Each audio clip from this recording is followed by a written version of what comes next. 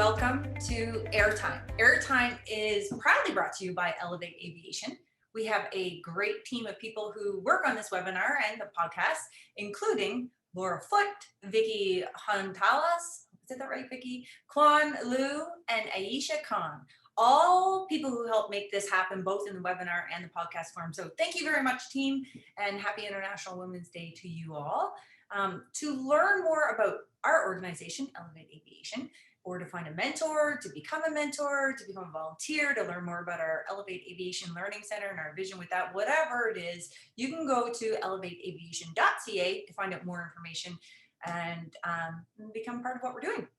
So today is International Women's Day, and I, for one, am super excited.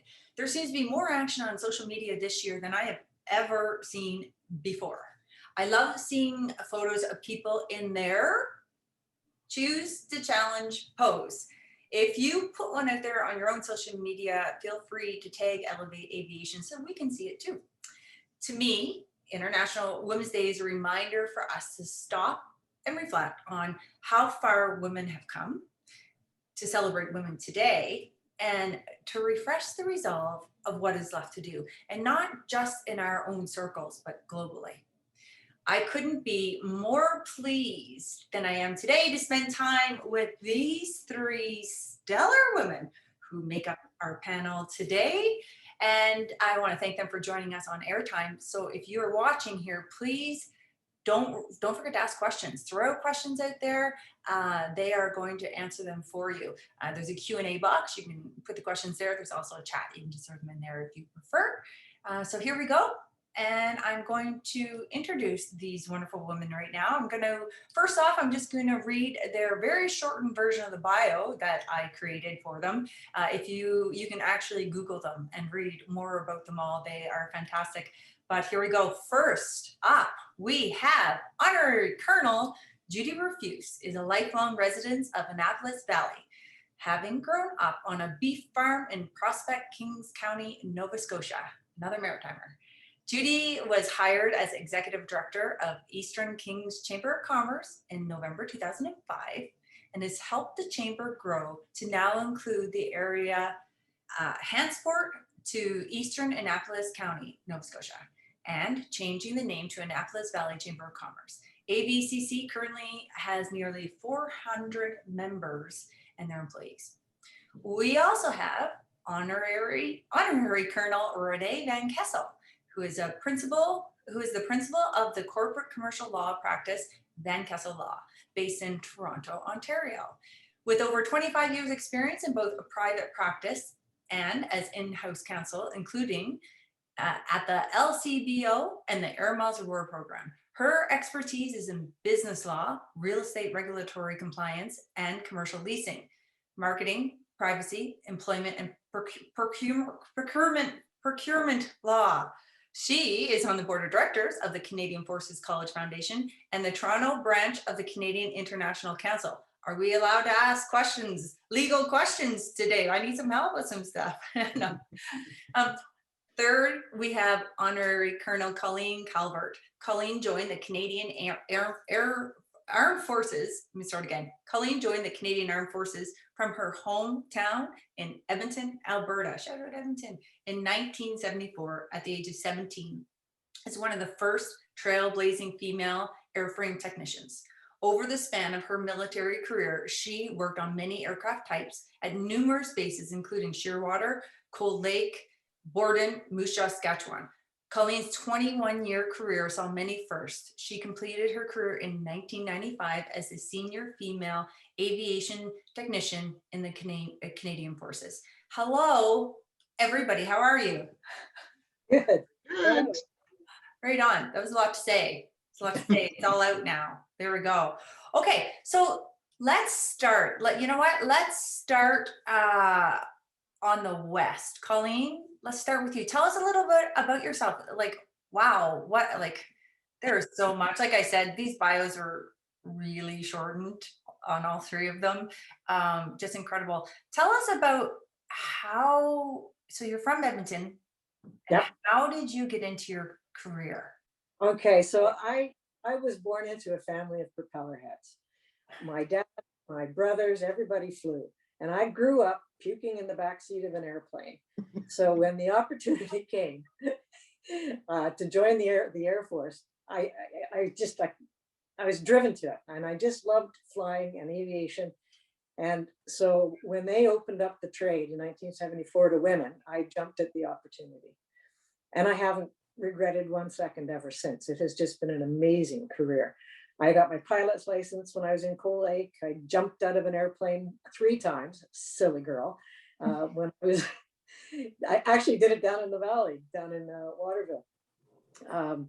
But because I grew up around airplanes and I just was so fascinated with them, having the opportunity to work on planes was a real groundbreaker, and I adored it and I loved it. And 21 years went by pretty quick. Wow. Yeah, I bet. I still think it's incredible. So like, there was nothing. Did you have any doubts, like when you first started to come in? Like, was like, I think I'll go and do this. No women have done it before. It was rough. It was rough. When I was the first female tech posted to Shearwater. And so when I'm there, I'm all excited about using all my great training and twisting wrenches. And all the men would let me do was on-job watching. They would let me sit and watch them. And that was a little frustrating, so I had to try to figure out some kind of a strategy to let them actually let me do my job, or let me try to do my job, learn. One day we were taking I was working on the CP-121 tracker, and we had to take a bunch of tires over to Tire Bay. So I got off the mule and I was going to go and grab a tire. And this big burly guy says, no, little girl, I'll take care of that for you. And I got so angry. I grabbed 2 of the tires, and they're big, heavy suckers, and I just started wheeling them around. That's what turned it around. The guy said, she can do it. Let her do her job.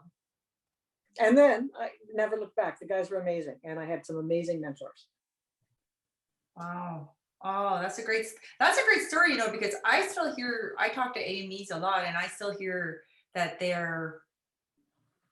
people want to help them a lot when they just want to do their job. Like, so it still exists today. Like, it's still a barrier they're trying to change. Sure, there's still barriers, but I found out that women can do a lot of things that men cannot. I spent more time inside fuel cells because I was small enough. The men couldn't get in. So I would get all that work, or the stuff that was really tiny and picky. So it's a trade-off. Some men can do some things better, some women can do things better. Right on. Okay, well, Judy, let's move to you. So you were born and raised in Nova Scotia. And one thing that I found really interesting when I was reading about you is that you actually educated yourself through night classes.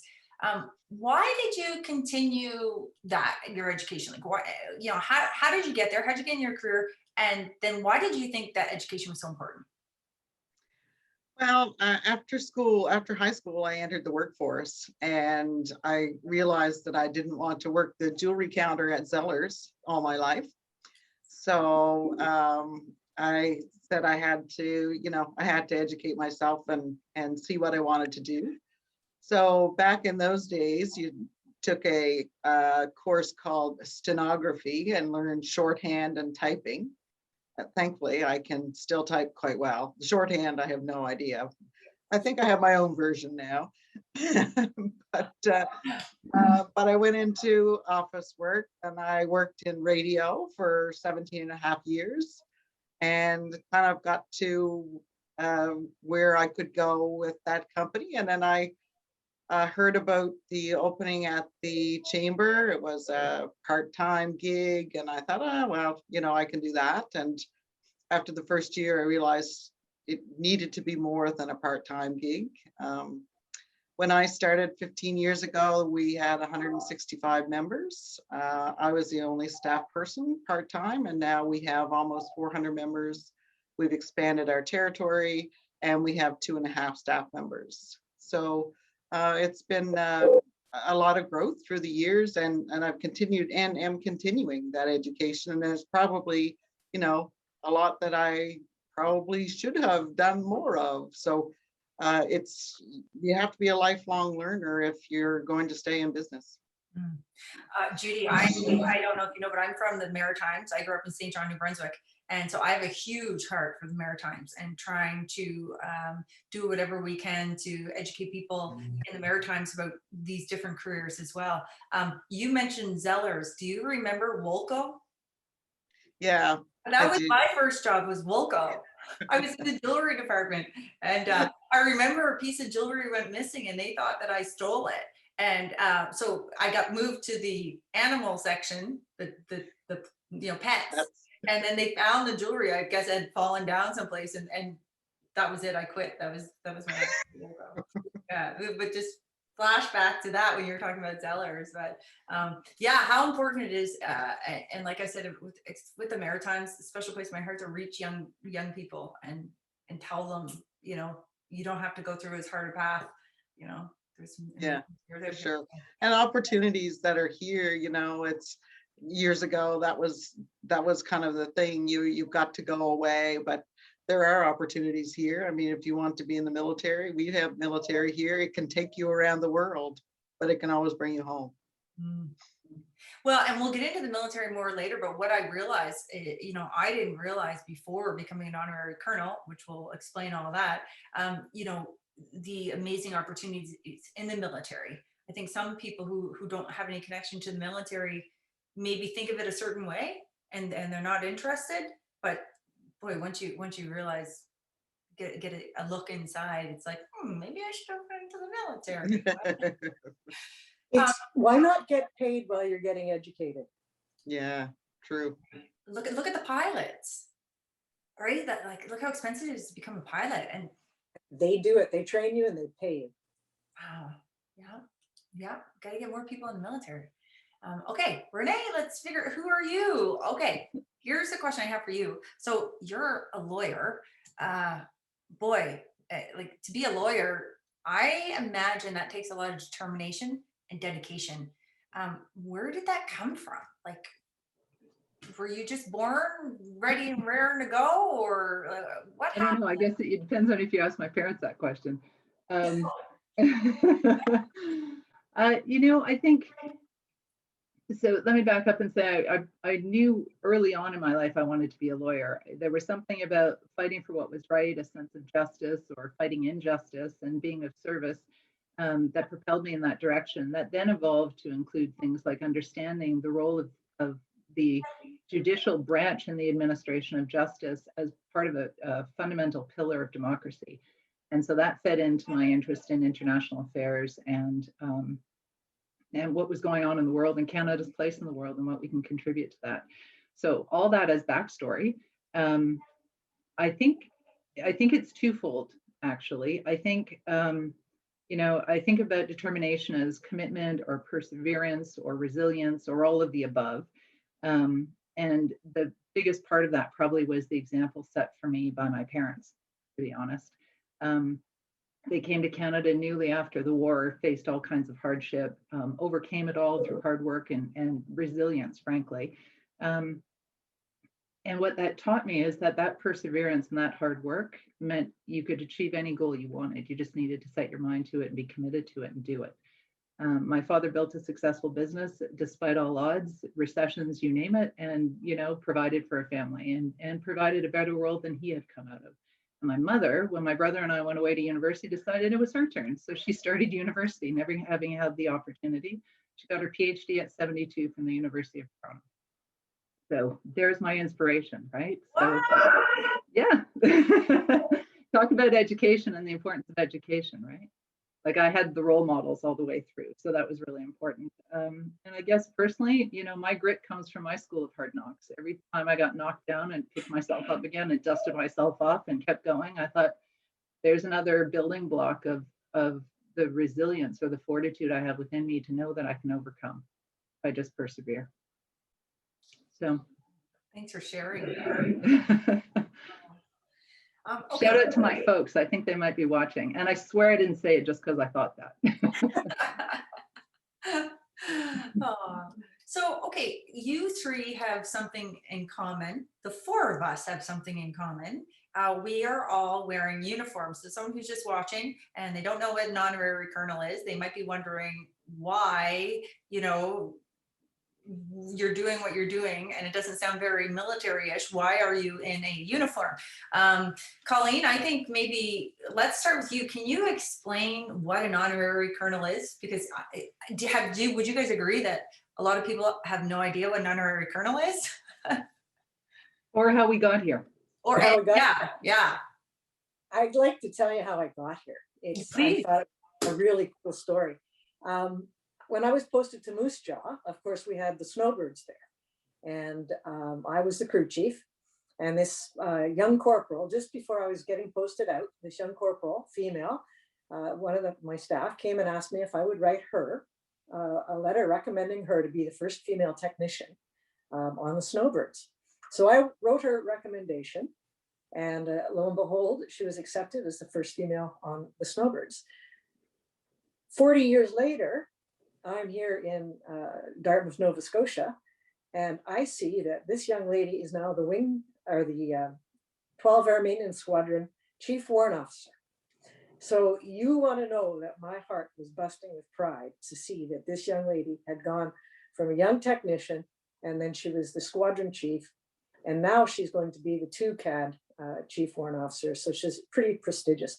She did 2 tours with the Snowbird, Marlene Schillingford. She did 2 tours with the Snowbird, one as the lead technician. And I'm really proud of her. So that's how I became. I had a drink with her one afternoon, and she said, Colleen, you have got to become our honorary colonel at 12 Air Maintenance Squadron. So that's how that all started going. And I've been very proud to do it. To me, the role of honorary colonel is a link between the squadron, the military, and the community. The military moves. We do not move. We're permanent where we are, right? I'm not going anywhere. So the only thing constant is change for the military, but for the honorary colonels, most of them stay where they are, so they can be the link to the community and to all the resources in the community, etc. So that to me is where I see my role. I'm curious, when she asked you about becoming the honorary colonel, how did that feel in that moment? Were you surprised? I was surprised, and I was absolutely busting with pride. I just never believed in a million years. I retired as a master warrant officer. Who ever thought I'd be wearing the stripes of a colonel? And it sure makes me feel proud. Oh, that's such a good story. Judy, how about you? How did you become an honorary colonel? Well, I got an email one day from the former CO of 404 telling me about the honorary colonel program and asked if we could set up a phone call. And so we set up a time for a call, and we chatted, and he told me a little more about the program, and they, their honorary was coming near the end of his term, and looking for someone else. And I'm racking my brain thinking, okay, whose name am I going to give him? And I'm thinking of all these different people. And he said, would you let your name stand? And I'm sure I was silent for seconds, because I wasn't, what, me, huh? So, but he really did say me. And then I went down, he took me on a tour, he told me all about it. I kind of got immersed in the squadron right from the beginning, because you ladies know how long it takes from point A to point Z to get your name on your certificate and signed by the minister. But it was great. So I was able to be mentored by the former honorary colonel, who was fantastic. He and his wife gave me lots of pointers, and so yeah, that's kind of how I got here. And I think it was mainly because of what I do. He had, seen the work the chamber had done, knew that I worked with the chamber, and I think that's an important link for us, is the link between business and the military, because the base here is a huge economic driver. So I think that was part of it as well. So yeah, it was quite a shock. I remember getting off the phone and texting my sister, and I'm laughing. I don't know whether to laugh or cry, right? And I'm laughing, and I know she's gonna laugh, because it was just so out of this world for me. that it was such a feeling. I was elated. Still am. Right. Yes, I don't think it goes away. No. Yeah. Yeah, totally. Renee, how about you? Like, are you still elated? Like, is it every day when you think of it? Is it like, wow, yes. Every day, honestly, putting on the uniform today, because we didn't get so much opportunity in the last pandemic period to do it. It's really, it's such an honor to do it. It's such a privilege to wear the uniform and to do it in an honorary capacity. I didn't have to go through basic training to get here, you know. I had a different kind of basic training, the school of life, I suppose, but yeah.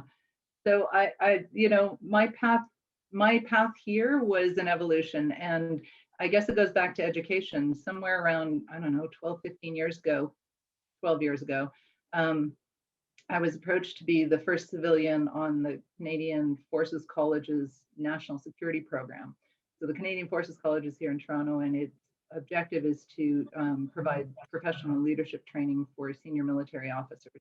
And they wanted a civilian on the course, and they offered me an opportunity, and it was one I couldn't pass up. So, you know, it kept in keeping with my lifelong interest in international affairs, and away I went. But I did it part-time while I worked full-time. So it took me, you know, 4 years to finish the course, and then another 2 years to do my master's thesis and so on.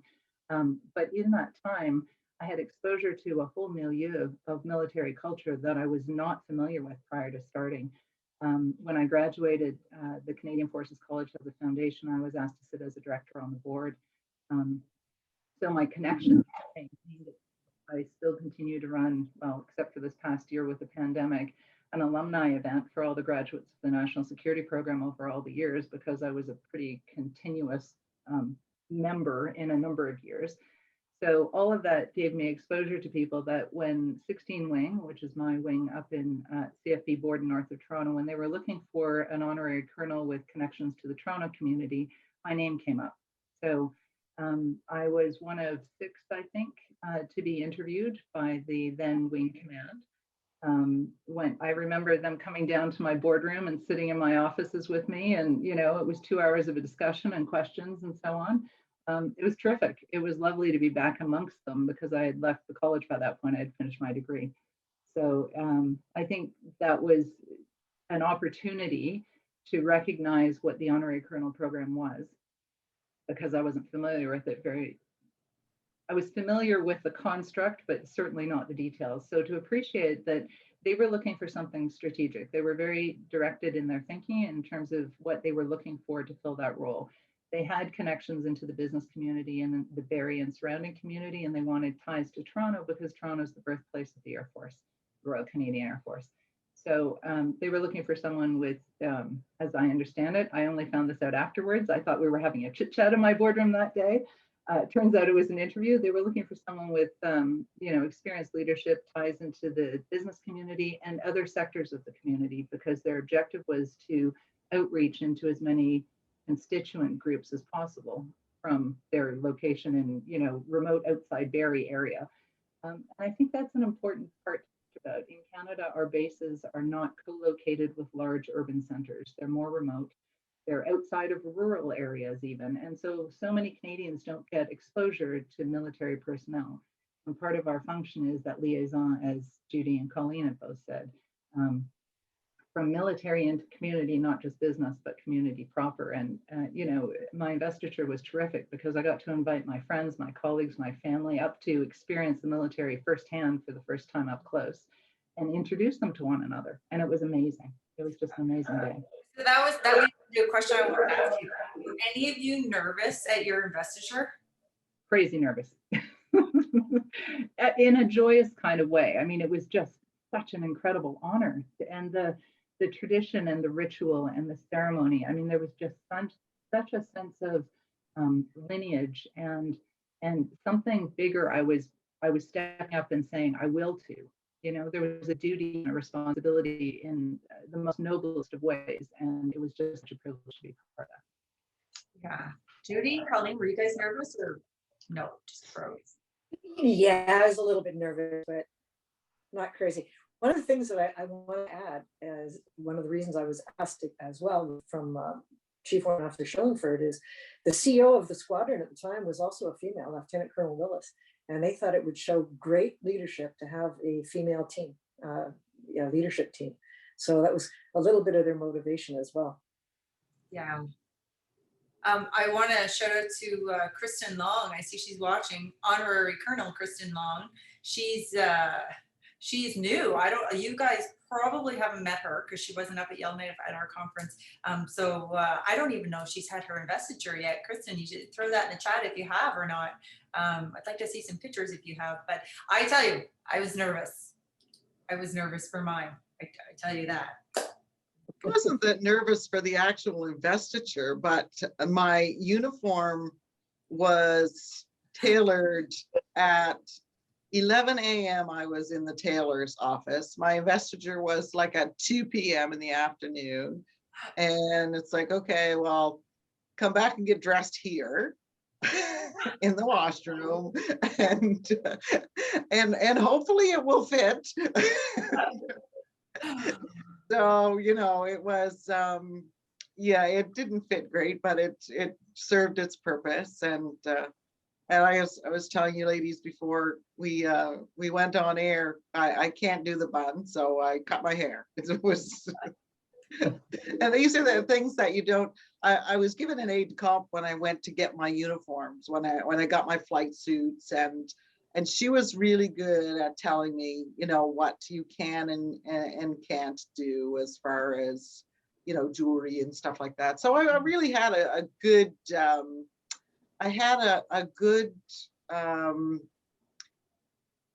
someone to really lead me through it a little bit. So, yeah, but as far as the speaking part, I wasn't nervous at all. I was just nervous of whether everything was going to fit.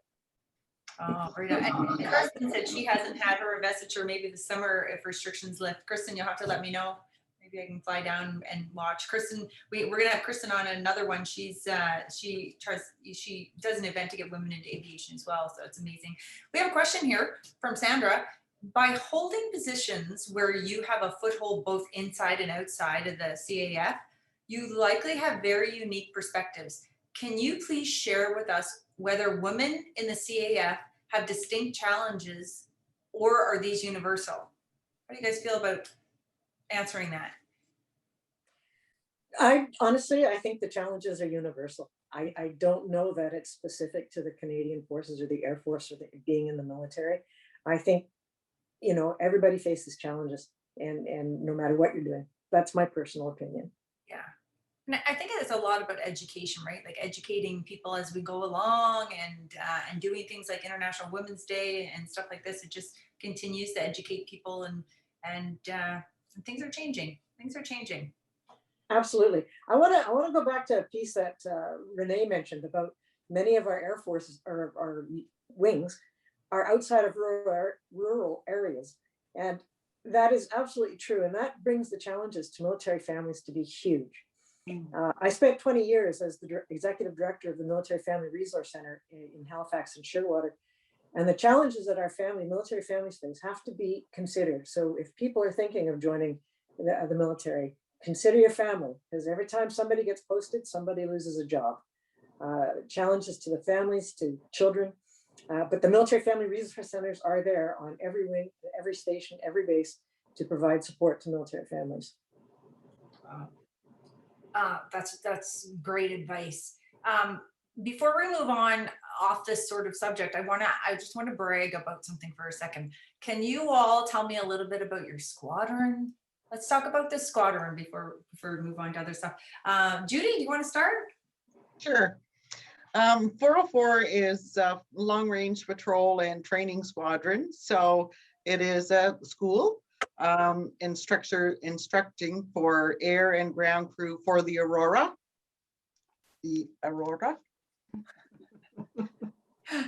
And we currently have over 100 students at the base learning. So there's 100 new members coming.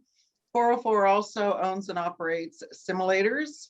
So they're for new air crew and also air crew that needs to keep up their skills, and have made great strides in linking simulators with various Air Force and Navy simulators around the globe, which during COVID has been really important because the travel was a little more difficult and being able to link up with those, they could still do the training exercises without putting themselves in harm's way, literally.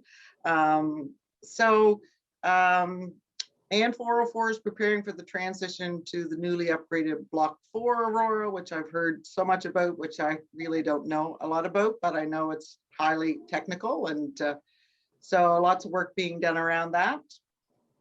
And well, like I said, we've been able to have training go on all through COVID to keep everyone safe, and we have been. So it's kept me away from the base for a lot of the time, but I have been getting back a bit more now. So it is nice to be able to visit on a somewhat regular basis again.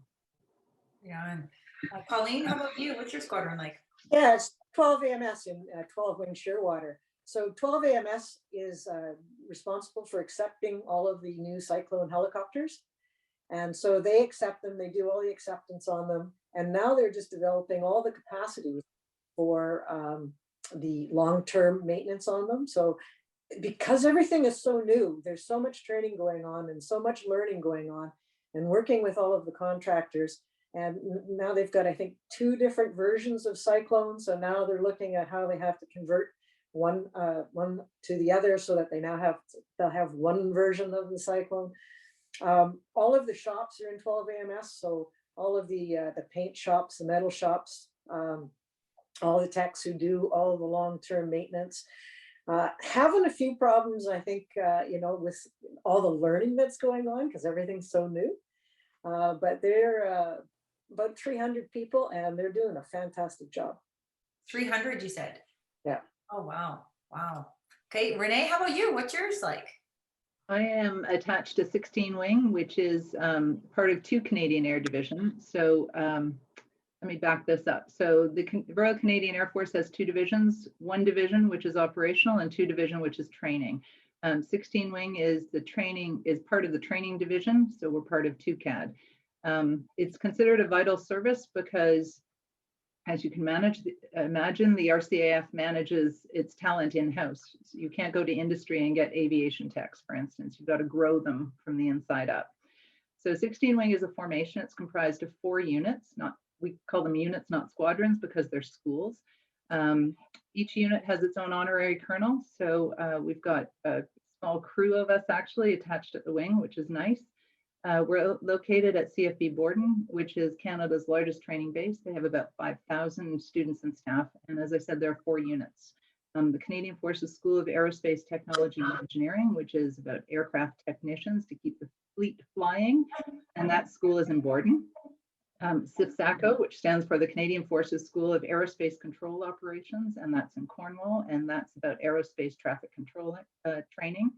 And the RCAF Academy, which is about professional development and leadership training qualification courses, also in Borden, plus the headquarters, of course. So that would make the 4 units. The headquarters is the leadership or commanding unit of the other units.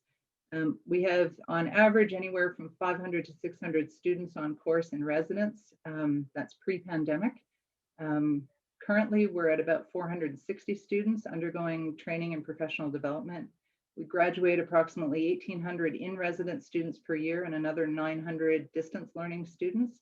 We're at about 80% of that now, is my understanding. And that had to do with the COVID shutdown and gradual startup in a very safe and gradual manner. Each course came on stream respectively approved at the higher levels. But I'm really proud of my unit and my wing, actually. The training pivot that they underwent was unbelievable. The professionalism and leadership and adaptability and resilience, like it was all there. They took the initial shutdown, like complete shutdown of all the courses, and they redesigned the courses in innovative ways, including scheduling the course content itself. They went from an 8-hour day to a 2 times 8-hour day. So there were 2 shifts, 16 hours in total. They have virtual learning and hybrid courses, and all of it was done in the culture of safety, of course, for the students, the staff, the base, and even the Barrie community. I mean, they were sequestered to base so that they wouldn't be out in the community and staying home like we all were instructed to do. And I guess the last thing I wanted to say I don't often get to say this, so since we're all Air Force, I'm going to, toot the Air Force horn here. The RCAF is an enabler of the Army and the Navy, if you think about it. It does maritime surveillance, of course, but it transports personnel and equipment. And as my wing commander said to me at one point, and I love this, it's a long walk to the Middle East, especially with a tank on your back. It reminds you of the importance of the work that we do. And, honestly, if you don't have aviation technicians or air traffic controllers, you can't get planes on the ground, off the ground, and you can't, take them off or land them. So those things are all really critically important functions to keep going. And so the pivot that the wing did to keep moving people through the system was really important. It'll keep our RCAF flying. It's terrific. Oh, that's great. I love that saying too. That's amazing. I know, isn't that great? That's so good. That's so good. I just want to share about my squadron since Please. talk about our squadron. So I'm with the 417 helicopter squadron.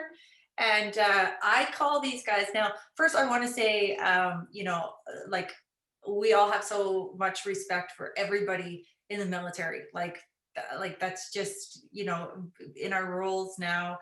Colleen, I know you've been in the military the entire time. For me, learning more about it since I've gotten in, like, wow, what respect. Specifically, the 417 squadron, I call them the superheroes, real life superheroes, because they're a search and rescue. And so, when people are out there missing or, dying, like there's been cases that I've heard about, like that they've gone and rescued people and the whole squadron, right? The people who fix those helicopters, like they are important. And the people who fly and the medics and the air tech, all these people, just incredible. And I had the opportunity this past summer, there was a little window where we could actually visit. And I got to do an exercise with them and see how much work they really do. So we went and got lost in the woods and they came and found us and rappelled someone down. And I got to see the first aid and everything that was taking place. And, just every time I'm there with them, I'm just more in awe of them. And that goes for the whole Canadian military. If somebody wants to get in the military, consider it. Yeah. We just had a Cormorant helicopter out of Greenwood help save a ship of 31 crew members just this past week ago. Wow. Fantastic. Huge. And everyone the Coast Guard, US Coast Guard helped rescue, and so did the Cormorant. And they took 31 guys off a ship in the middle of a horrible storm. Wow. See, is that actual, it's not Superman on the movie, it's like real life superheroes and not just the pilots, the entire team. Right? The whole crew. Yeah, the whole crew. Yeah, that's why I just they amaze me. We have a question from Aaron. 2 questions. He says, so what advice would you give to young women entering university / the workforce? General question on the one thing you wish they knew. So that's one question. What advice would you give them and wish they knew? And do you find that the Canadian public is disengaged, disillusioned, or ignorant to what our military does? And how can we change this if that is the case? Do you want to start? Maybe you want to start with that one.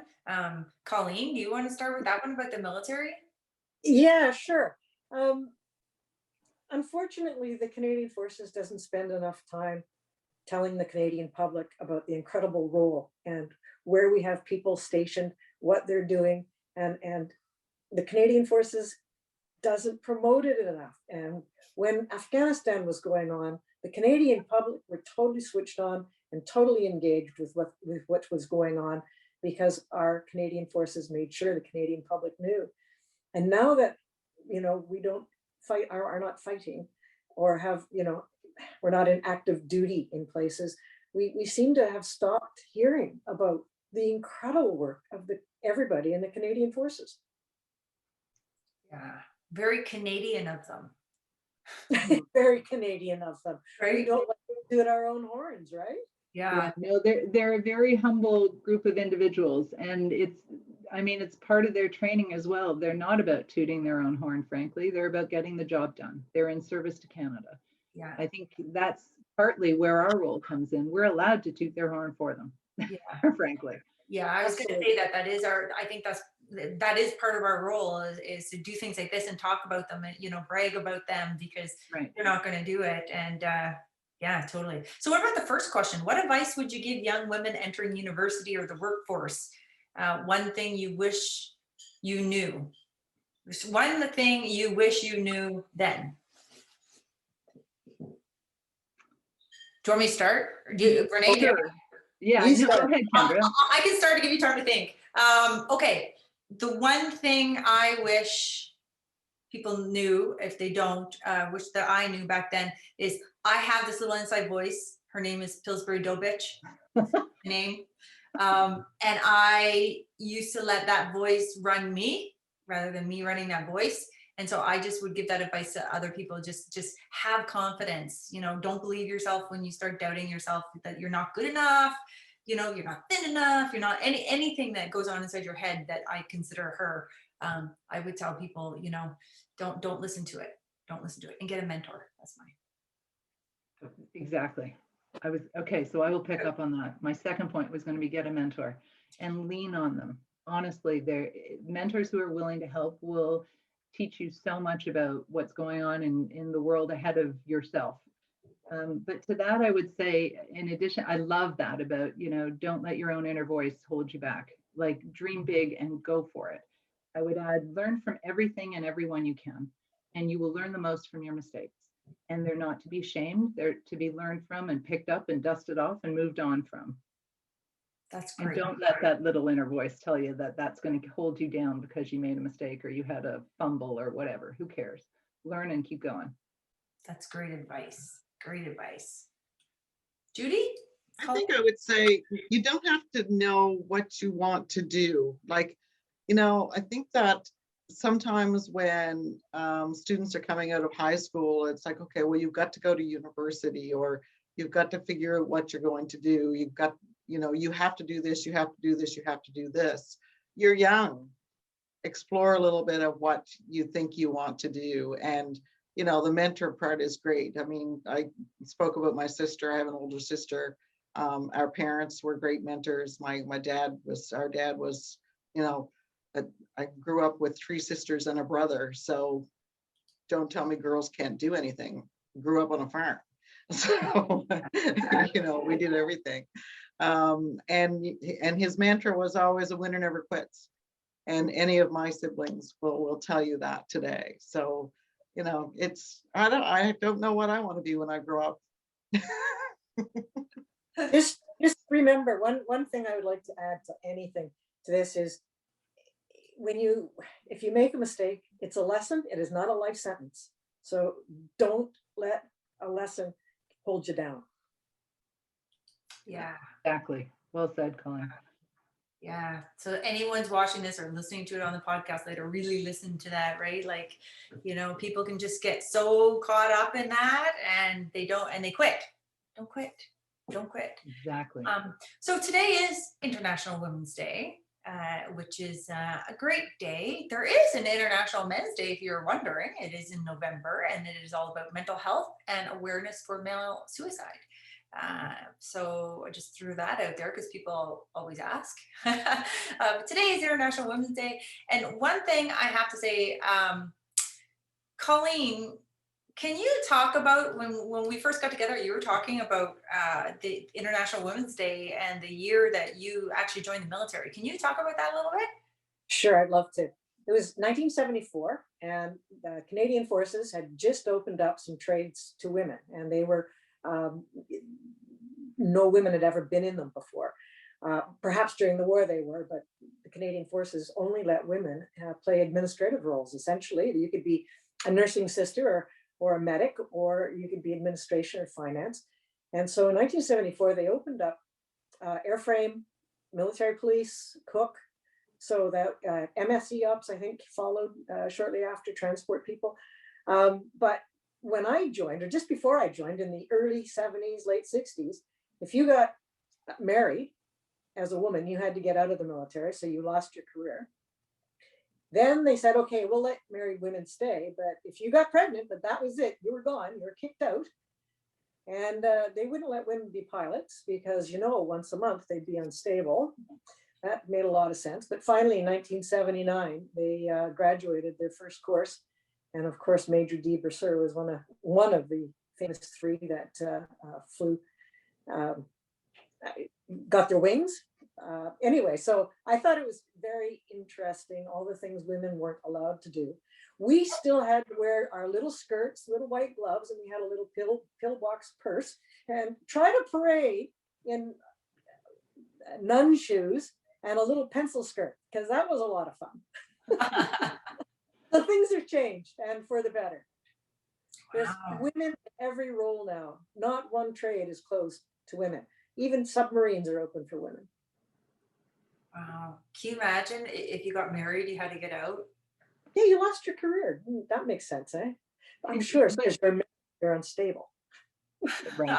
But remember, that was most of society at the time, right?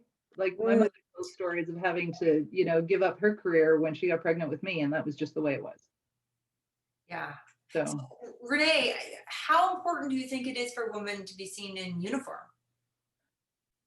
I think it's important for every kid, all kids, to see themselves in whatever way, shape, and form, in whatever position, period, full stop. So I think it's really important for little girls to see women in uniform. And I have a great story about that. I didn't quite realize how much. It was my first, it was within a month of my investiture, actually.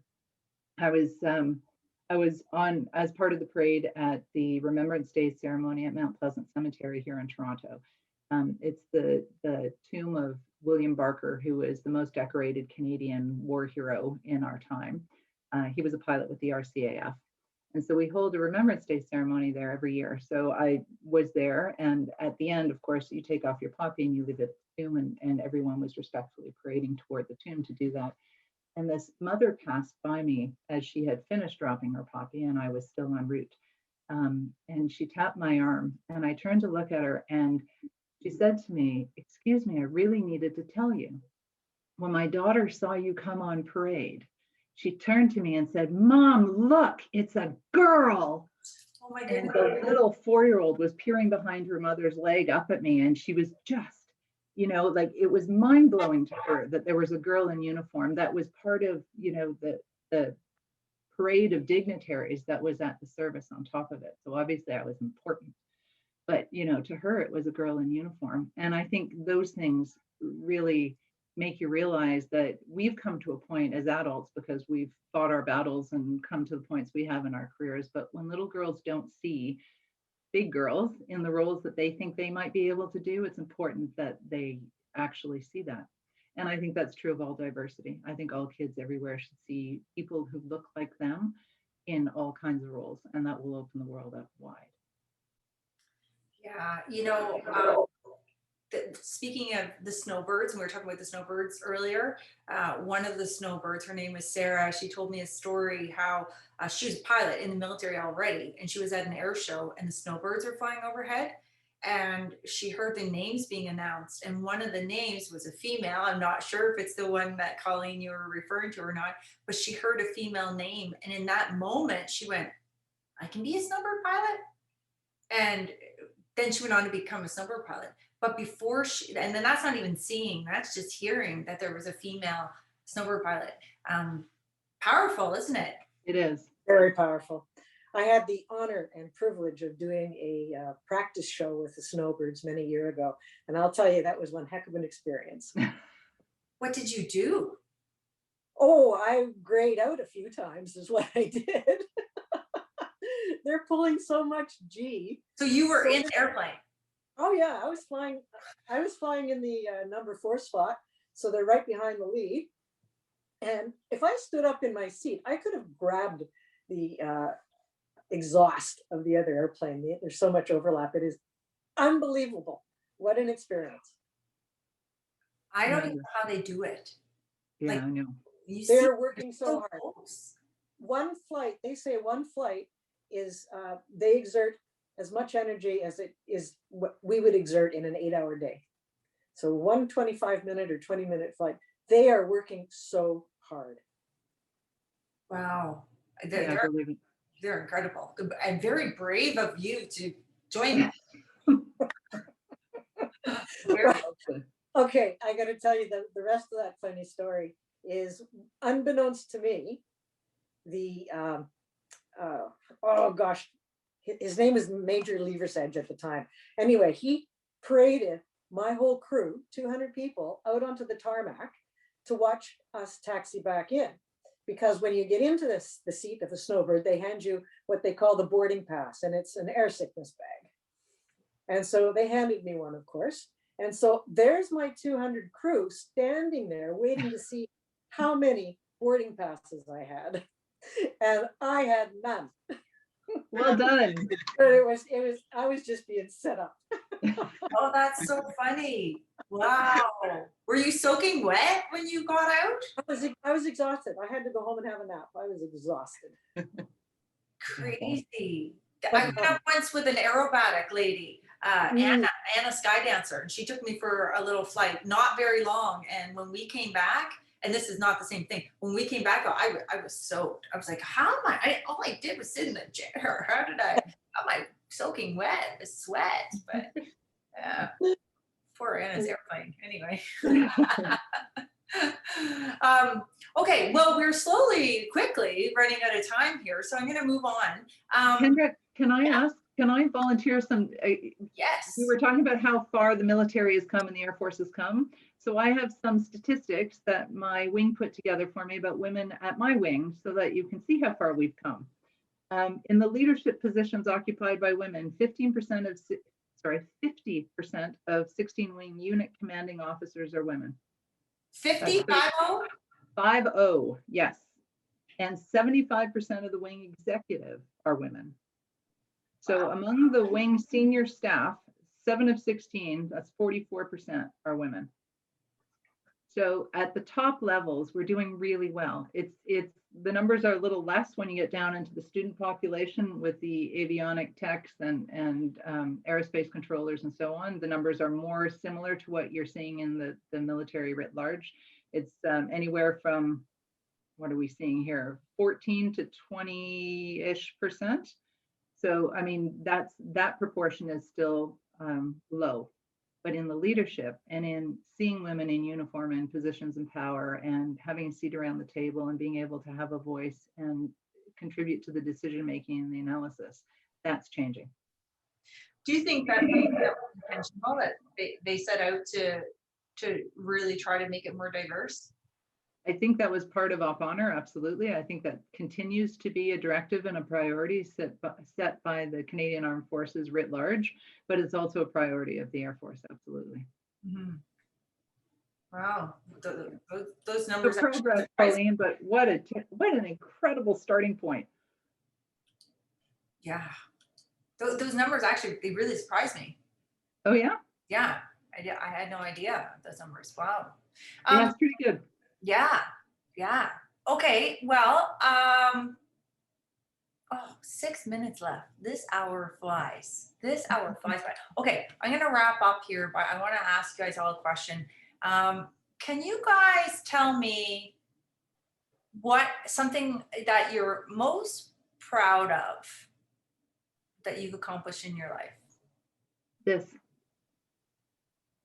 It's pretty cool, eh? It's unbelievable. Yeah, like I don't know, I hope we explained enough the honor it is to be an honorary colonel. It is absolutely an incredible honor, isn't it? Yeah, it's an opportunity to be of service to the men and women in uniform who serve us every day. Mm-hmm. Like it is. Judy, how about you? Yeah, I would say this has to be right up there. You know, it's to have someone see something in you to say, you know, I think she would be the one that would be really good. That kind of gets you, right? It's like, how did this person who I never knew think of me because he knew what I did and how I interacted with the community? And I'm sure he probably talked to people that knew me. I don't know, but to have someone to to just think, okay, this is the person that I want to go get in this prestigious role, because it is. It's, to me, it's huge. So yeah, it's a pretty big deal. Colleen, how about you? Yeah, becoming an honorary colonel was huge. The other thing I'm incredibly proud of is being invested into the International Knightly Order of St. George and becoming a dame. The International Knightly Order is a chivalrous order that we fundraise and raise for. We support vets, Canadian Forces members, their families, and other first responders.